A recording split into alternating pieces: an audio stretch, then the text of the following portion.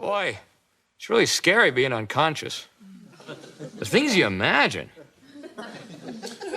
I thought 2 little leprechauns and a red-headed giant were going through my pockets. And this is the hall where my locker is. Kelly, we've been at school for hours. Will we be going in a classroom today? Yes, Connie, I'm coming to you from Fort Lauderdale, and we're rocking to celebrate summer's last hurrah, Labor Day weekend. I don't even know why we're on, because you'd have to be a real no-life. I've heard of him. Apparently, and I think the story is true, then they have a meeting, they do the meetings. And Diller said, you got the gal. You can do a hell of a lot better for the guy. Had kids and then wasn't such a good father because he was busy with making money. He's still not, no one taught him how to be a better parent. He's just trying. I don't concern myself with those things. When Married with Children first aired, it did more than shatter every standard of the traditional family sitcom. According to legend, no one can make the guards smile. Watch this. Excuse me, is that a hat, or are you just a member of the British Hair Club for Men? Feel like the Queen of England. Al, honey, you sure we have enough money to pay for this meal? Yep, that's why I only ordered myself a cup of coffee. Go away. Please. Pleading gets you married, but it's not going to get you... It unleashed a chain of scandals and controversies that shook American television. Behind the laughter were fateful casting sessions, tense conflicts, and even the real-life tragedies of its cast. After decades of silence, Ed O'Neill and his co-stars finally revealed never-before-told behind-the-scenes stories, secrets that could forever change the way you see the Bundy family. And that was really an experience because I didn't know anybody there. I was what they call the get actor. In other words, I was the guy who was known. No one else at that table was known. I mean, I know Julie had done a little Boston Legal, but I never saw her. I never watched Boston Legal. When Michael G. Moy and Ron Levitt set out to develop a new sitcom, they knew for certain they did not want to create a warm, idealized Cosby-style family. Under the working title, Not the Cosbys, they crafted a satirical script that deliberately flipped every perfect value American television celebrated at the time. Their goal was to portray a lower-middle-class family with all the frustration, disappointment, and flaws that real-life audiences could easily recognize, but rarely saw depicted on screen. To achieve that, Moyer and Leavitt had no hesitation about including crude humor, sexual innuendo, and a distinctly anti-sentimental tone. They wanted viewers to laugh while realizing they were looking into a mirror reflecting society. The surprising twist was that Fox, still a young network, fully embraced this bold approach. In contrast to the caution of ABC-CBS and NBC-Fox encouraged them to push the limits to stand out and attract audiences with content the major networks would not dare to air. The decision to cast the Bundy family became a crucial turning point. Ed O'Neill recalled his 1986 audition. He walked into the room, slumped into a chair, and let out a weary sigh, a gesture he had picked up from a family member. In that moment, the creators knew instantly Al Bundy had arrived. The way Ed brought apathy and defiance to the role convinced everyone that no one else could play it. Katie Segal arrived at her audition with flaming red hair and a tight, provocative outfit. Peggy Bundy come to life. Katie said she immediately felt the rebellion in the character, a wife who was both lazy and teasing her husband in a humorously irresistible way. Initially, the role of Kelly Bundy went to Tina Caspary, but after the pilot, Fox felt there was a lack of chemistry with the rest of the cast. Christina Applegate, just 15 at the time, was brought in as a replacement. Christina brought a unique energy, both innocent and sly, perfectly suited to Kelly. She recalled the set atmosphere as full of sarcasm, but very welcoming, and admitted she quickly fit in with the group. The role of Bud Bundy originally went to Hunter Carson, but again the chemistry was not right. David Faustino, only 12, auditioned, and was immediately impressed.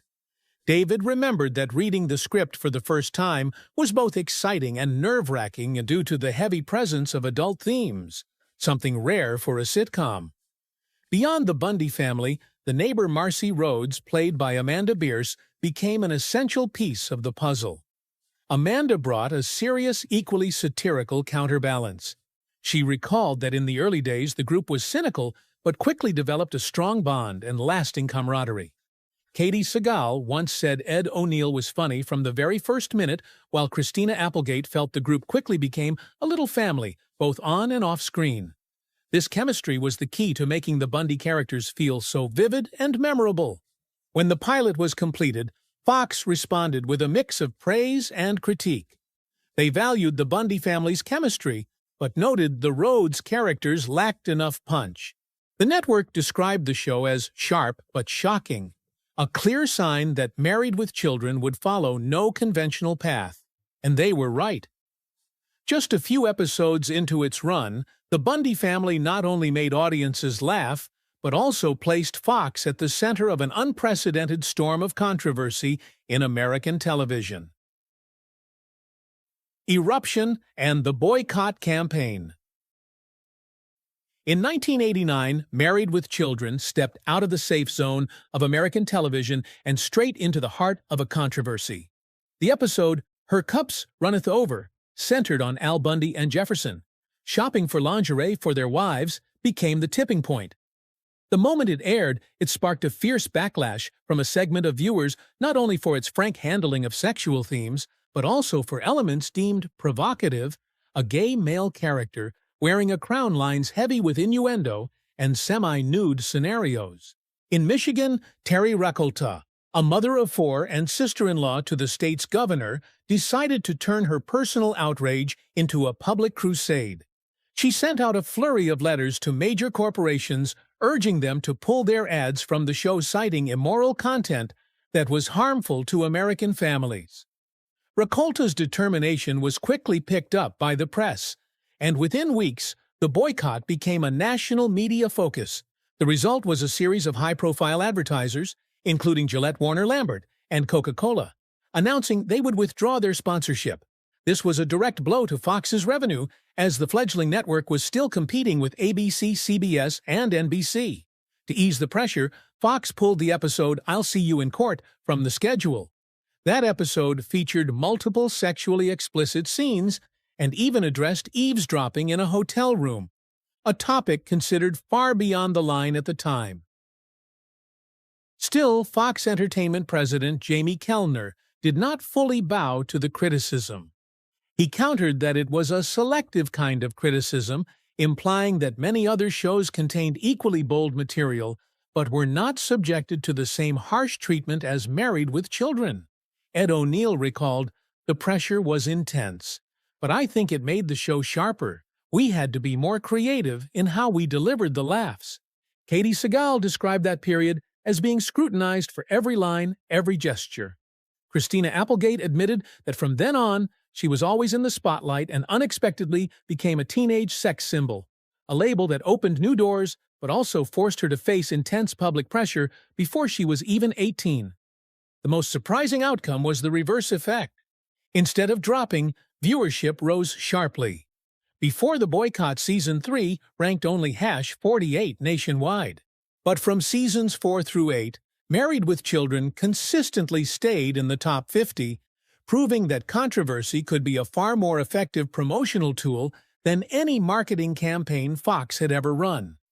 Still, the fallout from the criticism left a lasting mark. When the controversial episodes were later re-aired on cable or released on DVD, many scenes were cut or dialogue altered to meet newer censorship standards. Hardcore fans complained that the Bundy spirit had been watered down. Rather than shy away, Fox cleverly turned the notoriety into part of the brand.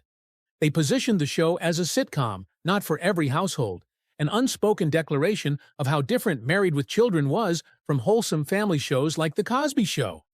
This only fueled audience curiosity to see what the Bundys had done to become a national talking point. Even Terry Rakolta later admitted that while she still disapproved of the content, she had inadvertently helped make the show more famous. Many television critics saw it as a textbook example of the Streisand effect, when attempts to suppress or protest something only cause it to spread further. The 1989 boycott not only changed public perception of the Bundy family, but also marked a turning point in American television history. For the first time, a crude, edgy sitcom, unafraid to touch sensitive topics, could not only survive, but thrive in the middle of a media firestorm. But while the outside world buzzed with controversy behind the scenes, tensions were beginning to build. The pressure of the shooting schedule, the demands of fame and personal differences soon triggered internal shakeups, setting the stage for the next chapter. One every bit as dramatic off-screen as it was on. Tragedy behind the camera. Behind the biting humor of Married with Children lay a series of personal clashes and private tragedies that are still remembered as scars that never fully faded. One of the most notable conflicts was between Ed O'Neill and Amanda Bierce. In 1989, TV Guide released a special cover featuring the main cast, but only Ed and Katie Sagal appeared. Amanda and David Garrison, who played Steve Rhodes, were excluded. The incident left Amanda feeling undervalued, while Ed chose to remain silent at the time. Years later, he admitted that he should have spoken up to defend his co-stars, but at the time I didn't think it would leave such a lasting mark. The relationship between Ed and Amanda became even more strained in 1993. When Amanda got married, she did not invite Ed, calling it a difficult decision, but believing his presence might make some guests uncomfortable. Ed took it as a personal insult and responded strongly in later interviews. The rift lasted for years, to the point where they rarely spoke of each other unless directly asked. Conflict was not the only hardship behind the scenes. The set also experienced losses that deeply shook the cast.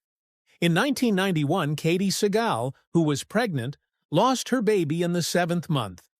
Her pregnancy had been written into the storyline, but after the tragedy, the writers were forced to change the arc completely.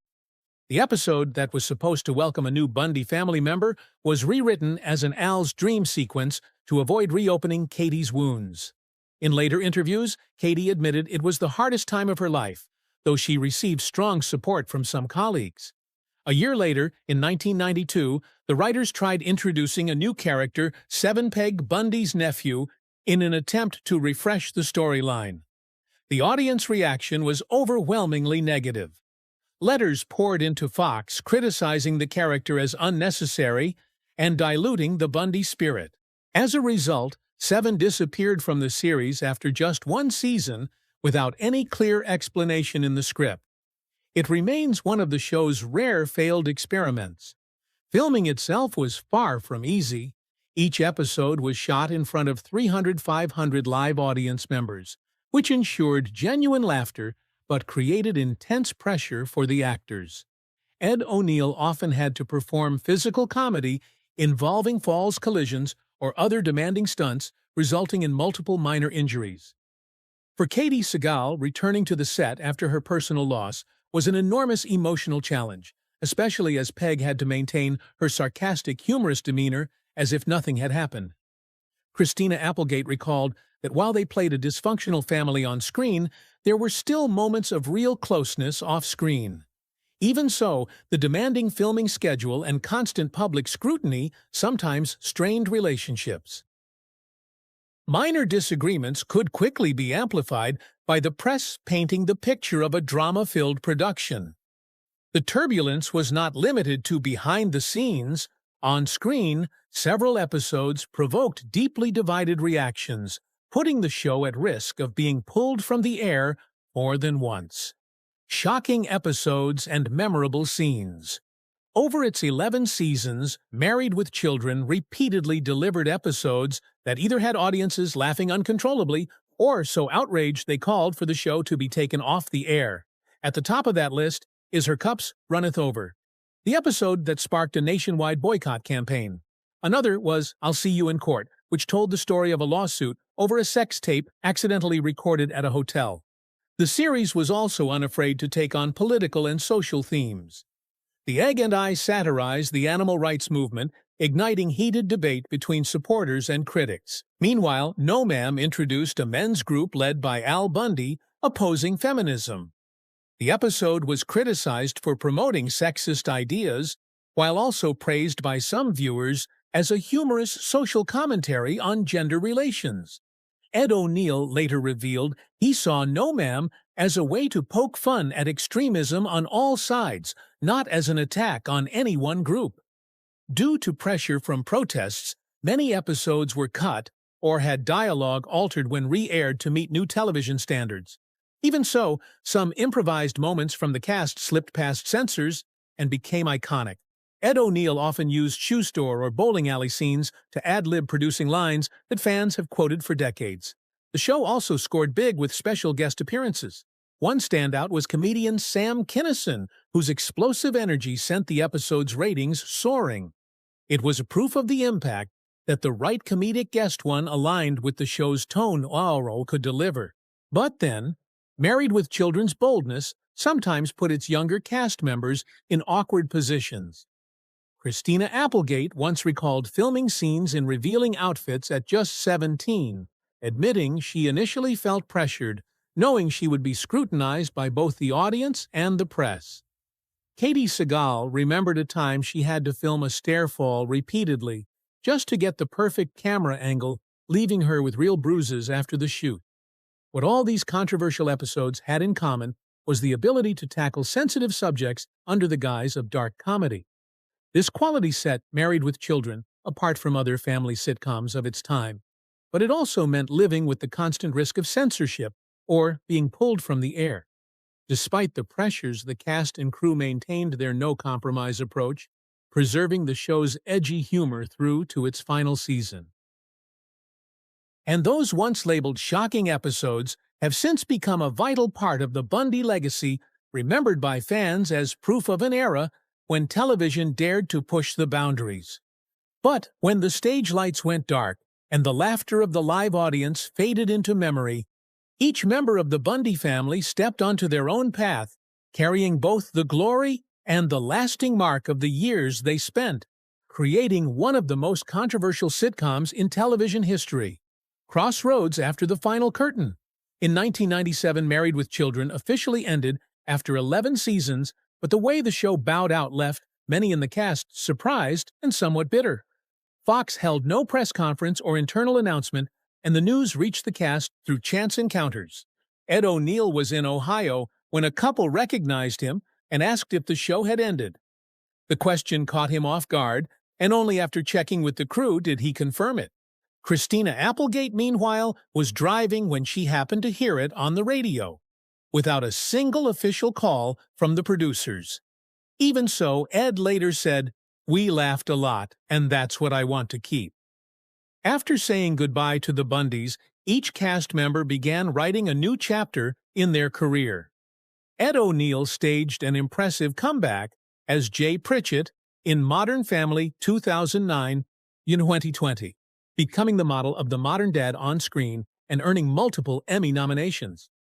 His career remained active, and in 2024, he portrayed Donald Sterling in Cliptida series exploring an NBA scandal. Although there had been talk of a Married with Children animated reboot, the project was canceled in 2025, ending hopes of an official reunion. Katie Segal also cemented her status by shifting toward drama. Her role as Gemma Teller in Sons of Anarchy not only won her a Golden Globe, but also revealed a completely different side from Peggy Bundy. In 2025, Katie appeared at Phoenix Fan Fusion, where thousands of fans pressed her for Bundy behind-the-scenes stories and long-held secrets. Christina Applegate continued her success with the critically acclaimed series Dead to Me. However, in 2021, she revealed she had been diagnosed with multiple sclerosis, MS, forcing her to scale back her work. In 2025, Christina released a memoir sharing her career journey, health battles, and inner strength. But later, that same year, she was hospitalized with a kidney infection, an incident that alarmed fans who sent thousands of messages and flowers to the hospital. David Faustino chose a quieter path while staying connected to fans voicing multiple characters in The Legend of Korra and Dragon's Race to the Edge, and frequently attending fan conventions where he happily signed autographs and shared filming memories. Amanda Bierce moved behind the camera, directing numerous popular TV episodes. In 2025, she appeared at Ocon Expo, discussing her directing career and addressing her past conflicts with Ed, a topic audiences still find intriguing. Remarkably, nearly 3 decades after its finale, Married with Children continues to thrive in popular culture. Streaming rights now belong to Hulu and Peacock, introducing the Bundys to an entirely new generation. In Australia, 2025 figures showed viewership up 4.4 times from the previous year, a clear sign of the show's enduring appeal. Many younger viewers have shared on social media that they are surprised an old sitcom could be this sharp and fearless. On its legacy, Katie Sagal once said, "We broke every mold of the family sitcom. The Bundys were not perfect, but they reflected the reality of many people's lives." Critics agree, noting that the show's success was not about making viewers love every character, but ensuring they remembered them, whether out of love, hate, or debate. Today, with TV and streaming saturated by dark comedies and norm-breaking sitcoms, it is easy to forget that the Bundys were the ones who paved the way. The show's biting lines, satirical plots, and unapologetic tone inspired The Simpson Family Guy, It's Always Sunny in Philadelphia, and many more. Married with Children not only redefined the family sitcom standard, but also set a precedent for series unafraid to tackle provocative topics from The Simpsons to It's Always Sunny in Philadelphia. Ed O'Neill has said the show's appeal was in reflecting real-life, self-pitying funny, and to this day, the cast believes that brand of satire has never lost its value. Even with the animated reboot canceled in 2025, the Bundys continue to attract new fans through streaming, where younger audiences discover a phenomenon that once shook America. If you've ever laughed, been shocked, or argued about the Bundys, share in the comments the scene or behind-the-scenes story you'll never forget. Don't forget to like, share, and subscribe so you don't miss more behind-the-scenes stories from iconic 90s sitcoms, shows that changed the way we see television forever.